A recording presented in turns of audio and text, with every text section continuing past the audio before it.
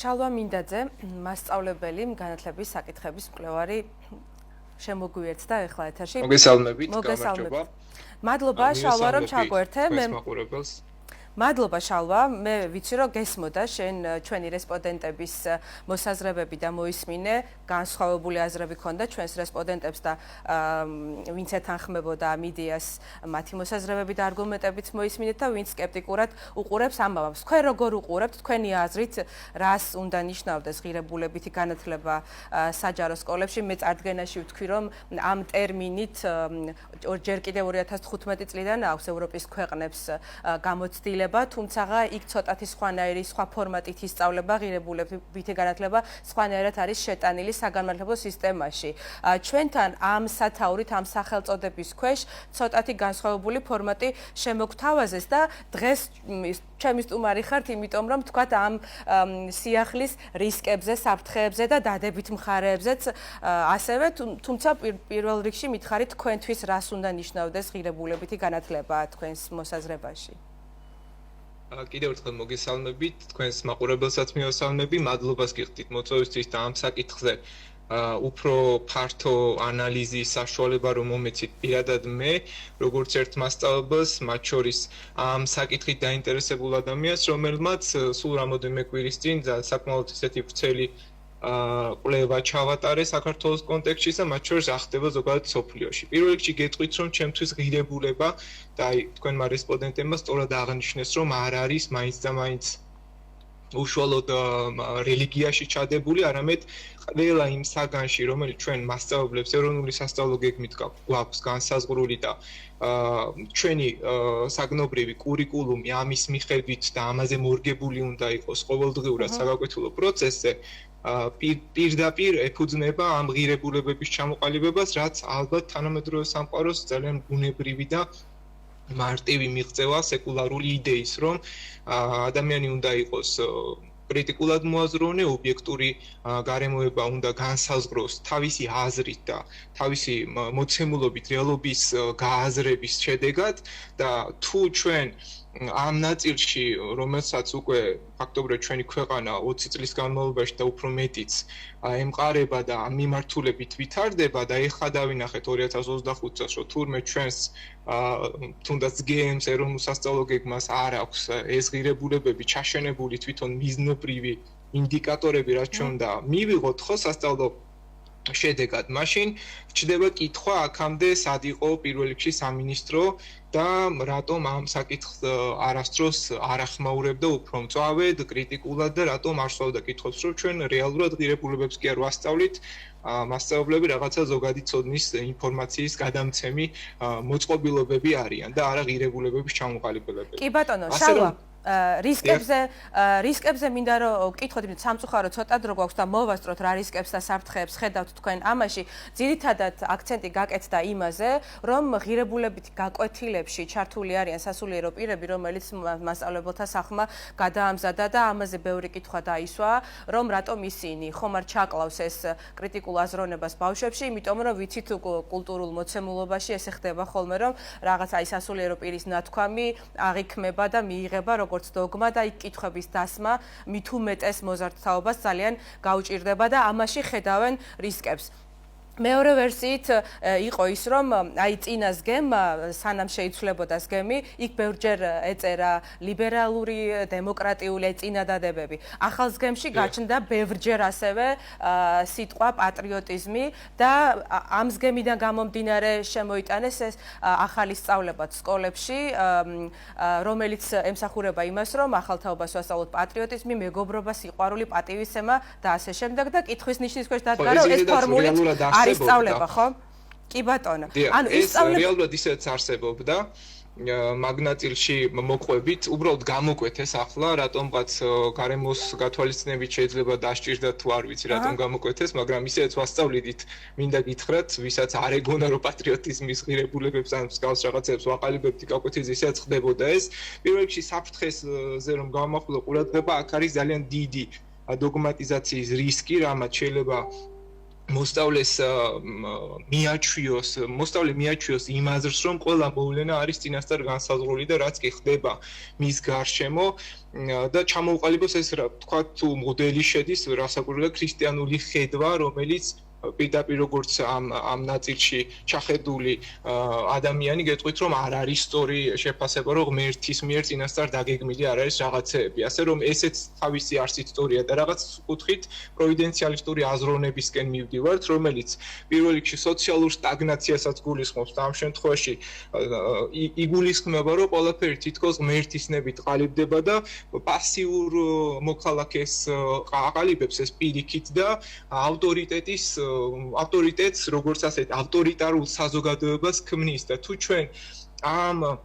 ღირებულების ჩამოყალიბებაზე გვინდა რომ გავამახვილოთ ყურადღება და პროვიდენციალისტური აზროვნება ვასწავლოთ მოსწავლეს, მაშინ რაღაცები უნდა გავიაზროთ და შევთანხმდეთ. როგორი სახელმწიფო შენება გვინდა, სეკულარული სახელმწიფო, რომელიც კონსტიტუციურად ჩვენ მიღებული გვაქვს, რაც გულისხმობს, რომ საეკლესიო საზოგადოება, ეკლესია ცალკეა და სახელმწიფო სტრუქტურა სამოქალაქო საზოგადოება ცალკე და თუ ახლა გადავწყვიტოთ, რომ სეკულარულები აღარ ვართ და ეკლესია ერევა, მაშინ რატომ გახდა ერთი თვის განმავლობაში გადამზადებული მღვდელი პირდაპირ პროპორციულად მასწავლებელი აქვს თუ არა მას შესაბამისი თეოლოგიური განათლება და საქართველოში 2000 მღვდელია და ეს განგრძობადი პროცესია და უფრო უნდა განვითარდეს მათი ხარისხი აკადემიური ხარისხი მოკლედ მინდა რომ მიპასუხოთ თქვენ პრობლემას და რისკებს რაში ხედავთ იმაში რომ სასულიერო პირები იქნებიან და ადამიანები რომლებიც ამ ცოდნას მიიტანენ ბავშვებთან თუ თვითონ თემატიკაში რომ სისტემა ცდილობს ამ თემატიკაზე რომელიც ძალიან მნიშვნელოვანი არის ალბათ ყველა ერისთვის პატრიოტიზმი და მეგობრობა და სიყვარული და ასე შემდეგ რაც უკვე ვახსენეთ აი ამის რაღაცა ფორმულებით ამ ცოდნის ფორმულებად მიტანა ახალთაობამდე რომელი არის უფრო სარისკო თქვენ რაში ხედავთ უფრო მეტ საფრთხეს კიდევ ერთხელ ვამბობ მე საერთოდ მღვდელს როგორც პროფესიას თუ სასულიერო მიმართულ არაფერს არ ვერჩი ძალიან ბევრი მეგობარიც მყავს მოძღვრებიც მათ შორის რომლებიც ამ საკითხში ძალიან ჩახედულები არიან და ნამდვილად ყველა კითხვაზე გაგცემენ პასუხს რაც საჭიროა ქრისტიანული აზრის ჩამოყალიბებისთვის მაგრამ საკითხი აქ არის სხვანაირად ჩვენ არ ყავს დღეს შესაბამისი კადრი, რომელიც ღირებულებებს ჩამოაყალიბებს და კარგად აღნიშნეს კიდევ ერთხელ ამბობ თქვენმა რესპონდენტებმა ღირებულებები არ ყალიბდება თუნდაც არაფორმალური კლუბებით. არის რისკი რომ რაღაც იდეოლოგიური ინსტრუმენტად იქცეს ეს ზუსტად მაგას გულისხმობდი რამოდენიმე კვირის წინ გამოქვეყნებულ სტატიაშიც ეგ გააღნიშნე რომ ეს არის ძალიან დიდი რისკი რომ ჩვენ მივალთ საბოლოო ჯამში სეკულარული იდეის დარღვევამდე ასიმეტრიული ქცევაა როცა ბავშვი ხედავს კაბაში გამოწყობილ მღვდელს ჯვრით წინ რომელსაც ქრისტე ჯვარცმულია გამოსახული და ის ამ შემთხვევაში ესაუბრება რაღაც საკითხზე და ჯერ ერთი ეს პათოსით ჩემთვის მიუღებელია მღვდელი შემოვიდეს რაღაცა სხვა სულიერი გარემო იქმნება საკლასო სივრცეში და საჯარო იდეას სკოლა თვითონ კარგავს. მაშინ უნდა დავარქოთ სკოლას სასულიერო სასწავლებელი რომელიც ამ მიმართულებას განავითარებს. თუ ჩვენ გვინდა საჯარო სკოლა ასეთი გახდეს და ასე გავხატოთ და ასე ჩამოყალიბდეს, მაშინ ესეც უნდა ვთქვათ. კი ბატონო, მოდი დადებით მხარეზეც გითხარი, შალვა. თქვათ დადებითი მხარეც, იმიტომ რომ ეს არ არის ჩვენი know-how, აქვს სხვა ქვეყნებსაც ამ სწავლებების, ამ განათლების შეტანის გამოცდილება სისტემაში. როგორი უნდა იყოს, ანუ საუკეთესო ვერსია როგორი იქნებოდა, რომ ამაზე ვესაუბროთ მოსწავლეებს. მე ჩემი აზრით ეს უნდა იყოს ქრისტიანობის, ისლამის და იუდაიზმის სამი ძირითადი რელიგიის სწავლება დაინერგოს იმ პრინციპით, რომელსაც ექნება განაწილებული და დაგეგმარებული თავისი კურიკულუმი, განაწილებული წინასწარ განსაზღვრული, კარგად გადამზადებული თეოლოგები იქნებიან, თუნდაც მღვდელი, რომელსაც შესაბამისი აკადემიური, ასე ვთქვათ, დაცული აქვს ამ მიმართულებით, თუნდაც დისერტაცია, ბაკალავრის დიპლომი. ამ სოფლიო რელიგიების კლუბები ცალკე არის კიდევ ისევე როგორც გალობის წრე და სამხედრო სწავლების წრე, უბრალოდ ეს ღირებულებითი გაკვეთილები კიდევ ცალკე ამბავი არის, რომელსაც სასულიერო პირები წარმოქმნიან. ჩემი ინფორმაციით, მე რაც ვიცი ზოგადად, სამწუხარო ის არის, რომ ეს არ არის ის, რასაც რადაც რეალურად ასაღებენ, ეს უფრო სხვა მიზნისკენ მიმართული პროცესია, რომელიც საბოლოო ჯამში მოიაზრებს მთლიანად იდეოლოგიურად აზროვნების შეცვლას, რაც საბოლოო ჯამში მე რაც მაქვს ზოგადი ინფორმაცია ექსკლუზიურ ნაწილში შეიძლება ვთქვა, რომ რაღაც პირადი წყაროებიდან მაქვს ინფორმაცია, რომ შეიძლება მოქალაქეობაც როგორც ასეთი საგანიც აღარ გახდეს რაღაც მომენტში საჭირო და რომელიც ფარავდა ამ საკითხებს ძირითადად. რომელიც რასაკურველია ფარავდა და ხანდახან ვფიქრობ, რომ ამ მშობლები ან ეს სამინისტროს თავმჯდომარეები ამ სამოქალაქო განათლების წიგნებში თუ ჩაუხედავთ ერთხელ და უნახავთ რა თემებს გავდივართ გაკვეთილზე და ეს თუ ღირებულება არ არის, მაშინ რას ვაკეთებდით ამდენი ხანი სამოქალაქო განათლების სწავლებისას, ხო? კი ბატონო, ეს კითხვებიც არის. კი ბატონო, შალვა, ძალიან დიდი მადლობა. ბოდიშს გიხდით, რომ უნდა გაგაწყვეტინოთ, იმიტომ რომ ჩვენ სხვა სტუმარიც ყავს და სამწუხაროდ დროში ვეღარ ვეტევით. ეს თემა